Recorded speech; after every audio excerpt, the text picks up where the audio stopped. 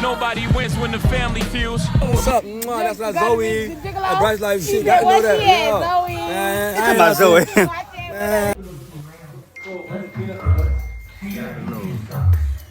Yeah. Yeah. I'm the big brother though. You heard me? Yeah, I'm the big brother. Yeah. Cause she never ever let me down. Oh, mama, you're a queen, and that's without a doubt. You gotta know that. You know what it is. Y'all know who it is. Yo. Hey, Bryce like we here.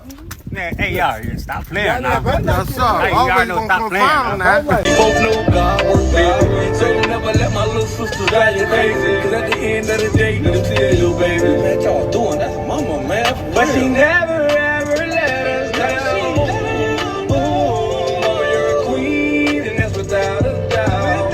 Shout out to Tom GT, baby. Them are all dead this morning after a string of shootings that began in Manatee County and ended near the Florida-Georgia state line. And one of the victims is the suspect's mother. Florida. Right behind me was the scene of a shootout. It was alleged that there was apparently a shootout with the officers on scene over here. It appears that the Florida Department of Agriculture is here. Florida Highway Patrol and various different law enforcement agencies are active over there, but it was alleged that there was a shootout between the cops and a singular vehicle that's over there. This is a developing story and more details to come. This quote my grandfather used to tell me growing up, I ain't really get till I was older. If you ain't hear from the horse's mouth, don't consider what you heard the truth. Fam, let's be real. There's nothing that I could tell you today that would make sense for a man to take the life of his cousin, take the life of his kid's mother, and not to mention, take the life of his own mom in the process. But that's what we got here today. And on top of that, this man decided to document everything in real time on Facebook, which we'll later discuss. Now, this incident is very fresh. It happened within the last 24 hours of me making this video. And all on social media, this was the main topic. Now, I wanted to waste some time before I bring it to you guys' attention. And the reason for that is because typical social media, there's been a lot of speculation on why these things happen. But when you're talking about something in this magnitude, as I said in the beginning, we need to hear from the horse's mouth. Now, we'll later go over some things that were said on these public platforms. But if you guys looking in this video on why this happened, fam, I'm sorry, I don't have the answer. I'd rather give you an update. So in this video, I'd rather let you know we're gonna shine light on this case. Give love and respects to the ones that lost their life and show respects to their family. But most of all, we talk about what is presented to the public. And hopefully by the end of this video, you guys can come up with your own conclusion. So before we go over this one, remember, I don't give you no angle. I just give you the story. So with that being said, make sure you like, comment, and subscribe. We'll jump right to it. Fam, meet Javante Bryce, aka Scooter Bryce. He's 28 years old. God-fearing people giving up on faith due to joys that take over their sanctuaries with no remorse. The month of January brings floods. The month of February brings suffocation. The month of March brings sorrow. The month of April brings depression with no remedy. The month of May brings heartache and pain. The month of June and July and August brings storms of evil.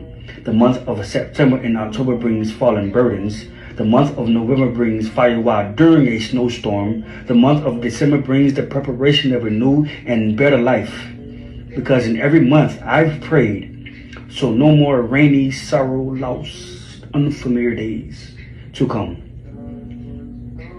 I thank you, Lord, for my exodus and a new chapter. And on Monday night, June 24th, 2024, and while in his home on the 2900 block of Sunset View Circle in the state of Georgia, he went to his Facebook and said the following: "The only relationship I know I'll never lose is with the Lord." 5 hours later, he wrote another post to his timeline, love. But then suddenly, things take a turn for the worse. In the middle of that 5 hours, a lot has went on. And for him to say love, you knew he wasn't in this right state of mind. Now, before we disclose what happened in that 5 hour time frame, as I looked on his Facebook, he tagged one woman all the time. A woman who had over 200 pictures, but suddenly delete all but 2. A woman who now has no interaction whatsoever on her Facebook account. She was identified as Kayla D. Black, and by the looks of his social media, I'm assuming that's his wife, which later played key to the video. Now it seemed Bryce wasn't living with his wife or having a relationship with his kids at the moment, and the reason being, according to people close to him and his family on social media, he had a mental illness, and his wife sent him back home to his mom to get some help. And with that, the mom didn't feel it was safe enough for her to stay in the same house as her son Bryce. So she decided to get a Motel 6 and stay there with her husband. But see, here's where things get interesting, fam. Because something had went on that we not aware of. It seemed instantly. After that first Facebook post, he tried to go to his ex-girlfriend's house. But as we just mentioned, he has a wife. I'm not sure if the two play a part. But at 9 p.m., Bryce traveled to Palmetto Trace Apartments, where his sister and ex-girlfriend, as well as the mother of his children, were. But Bryce have a sister. They both went to Savannah State University, where Bryce ran on the track team. Her name is Serenity, and once Bryce got to the apartment, he threatened to kill his ex-girlfriend. But his sister was able to talk Bryce out of killing the ex-girlfriend. So eventually he left, and then he went to Facebook, and as we mentioned, he posted on his feed, love. So 17 minutes later, at 9:17, Bryce went to a Motel 6 located at 660 67th Street Circle East in Brantenton, where his mother's boyfriend, and two young sisters were staying. He allegedly walked in a room and told his mother, who's 48 years old, "I'm sorry," to which she responded, "What did you do?" And then he shot and killed her. Tatanisha Pye Ward, may she rest in peace, and love and condolences to her family. Immediately after, before Bryce went to his car and get to his next location, he went to Facebook and posted this. Scooter Bryce had wrote, "I love you, bae," tagging his cousin Koya Bryce, "See you in hell." Now I want us to be clear. Yes, he called her bae, and that is his blood cousin. Shortly after that post on his Facebook account, at around 9:40, Bryce went to the 900 block of 26th Street in Court East in Palmetto, where one of his cousins, 29-year-old Koya Bryce, she was at a cookout. And once she seen her cousin, she tried to get in her car and leave. And suddenly, Scooter shoots his cousin. She loses her life an hour later at a local hospital. May she rest in peace. I love and condolences to her family. Now this where I want us to slow down, because this where I slowed down in my homework. Because at that point, I'm lost. A man who took the life of his mother less than an hour later, tweet or go to Facebook and tag his cousin, calling her bae before pulling up and taking her life. Now a lot of people was blaming mental illness, but he had enough sense to go to these locations and try to take out these targets. So that can't be an excuse. But I saw something else that was mentioned on Facebook by a family member that might explain a whole lot, family. Someone blatantly asked, why he do it? Was him and y'all cousin dating? A person responded with the same last name. He was fighting mental health problems. And yes, he dated his blood cousin. So now things starting to make sense. At least for me. We dealing with some sick stuff and a man who possibly just got exposed. Now while that second incident had went down, Bryce's post is making his rounds on social media. He decided to respond to some of the comments about his cousin. Somebody wrote, "Nigga, take this shit down. What's wrong with you?" He responded, "Nigga, she gone." But that wasn't the last Facebook post he made. He made another post to a story. He wrote, "Pig, I love you, but you had to go." And minutes later, 10:04 p.m., Bryce traveled to the 4800 block of 51st Street East, where one of his ex-girlfriends lived with her new partner. There, he shot and killed the new partner, and she was identified as 31 years old, Chanel Carter. May she rest in peace and love and condolences to her family. And then Bryce went back on Facebook. Remember the first girl we talked about? Kayla? Well, he tagged her in a new Facebook post and said the following, "Baby, I love you too," and tagged Kayla. Then he went on and wrote, "Since I can't catch you, I'm gonna catch your brother. Nigga, you got me effed up." So as Bryce was headed to Georgia to Kayla's house, he was on his third body in less than 2 hours, trying to make it 4. Local police had made a statewide bolo for Bryce's vehicle, and multiple law enforcement agencies assisted in tracking Bryce to Hamilton County, near the state line. At around 1:30 a.m., at this point the next day, 6/25/2024, Bryce was shot and lost his life after he fired shots at Hamilton County Sheriff's deputies. They returned fire. All right, good morning, everyone. Before I get started, just wanted to say that our thoughts and our prayers go out to the families of the victims of this tragic event. We pray that God watches over them during this very, very tragic time. Just want to try to give you a timeline of the events that took place last night.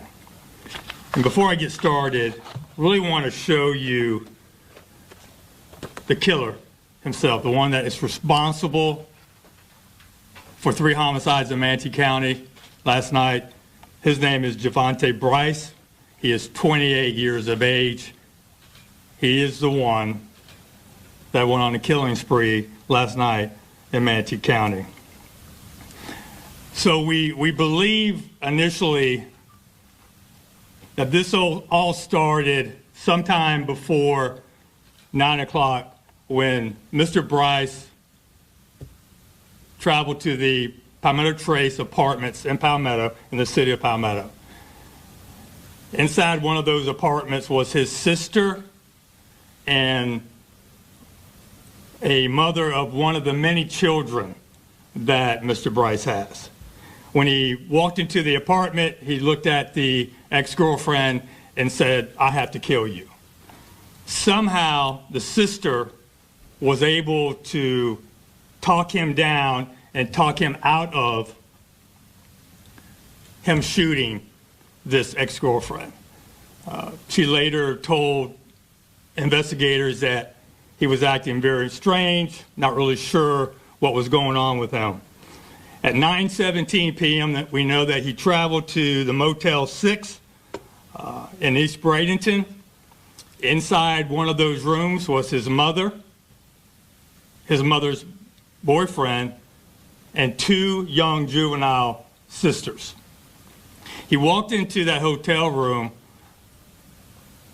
looked at the mother and said, "I'm sorry." She asked, "What did you do?" And he shoots her 3 times in front of the boyfriend and these 2 innocent young juveniles. He then travels into Palmetto to the 900 block of 26th Street East. One of his cousins was at a cookout at this residence. She's starting to get into her vehicle to leave. He then shoots her at that location. She later dies about an hour after this shooting at a local hospital.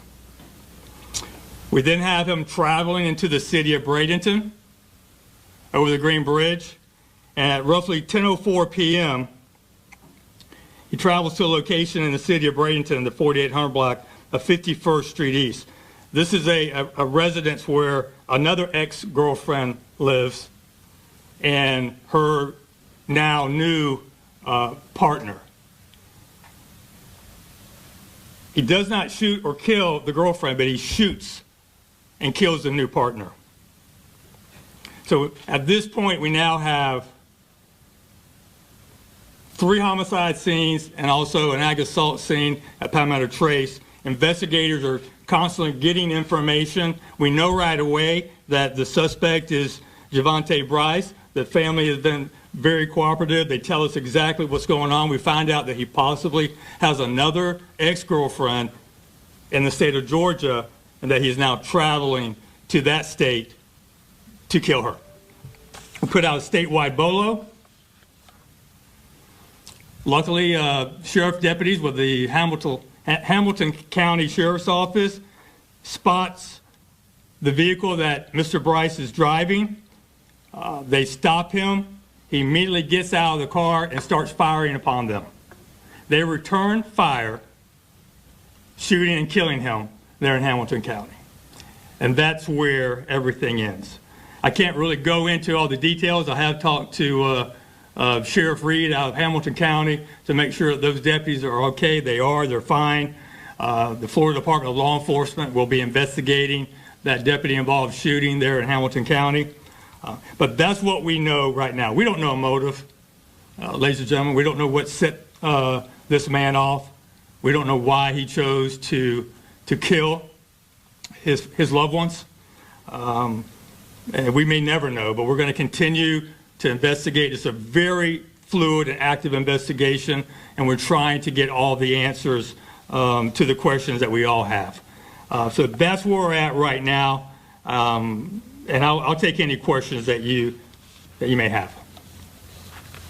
Sheriff, we spoke with some witnesses at the motel. They said that they estimated 20, 30 minutes for officials and police and the EMTs to get there. Do you have an estimate of how long it actually took and why that was, if it did take so long? No, I don't believe that's correct. We'll give you the arrival time of all the personnel involved. You know, the deputies were, dispatched, and I don't know exactly when we got the call, about 9:17, but we'll get those times to you. Sheriff, when you talk about his past state, just going through some court records, it looks like he had some run-ins with some mental health and even some injunctions just out of concern. Yeah, I mean, I know that, just based upon what we can read into now, he had some BOP warrants. He had a burglary with an assault. He had a domestic violence case with strangulation. As far as his mental state of being, I'm not really sure what kind of issues he may have dealt with in the past. We'll still be investigating all of that. Can we talk about the last few days? Maybe what have you learned about where his whereabouts, what he's been doing just in the last few days? Yeah, we haven't really had time to find all that information out. Understand that really the people that are close to him that can give us that information are devastated right now. They're dealing with a mother of several children that is now deceased, a cousin. So they're going through a lot right now, and hopefully we're able to kind of interview them and get some more information on what he may have been going through the last few days prior to this tragic event. Sheriff, you said the sister was able to talk him out of shooting the mother of his child at the first location. Can you give us any more detail about how that went down? He just went in there to kill her. For what reason, we don't know. He asked if he could take a shower. She declined. She said no. But I don't know how she was able to talk him down. She seems to be the only one, at this point that was able to do that. And what kind of weapon did he have, and do we know where he got it? Yeah, it was a handgun. We don't know where he got it. It was a revolver, I think a .38 or something close to that. So, and that's we're assuming that's what he used to fire on the Hamilton County deputies as well. And did they? Did he fire back, and none of them got struck? No, they're fine. He initiated the fire.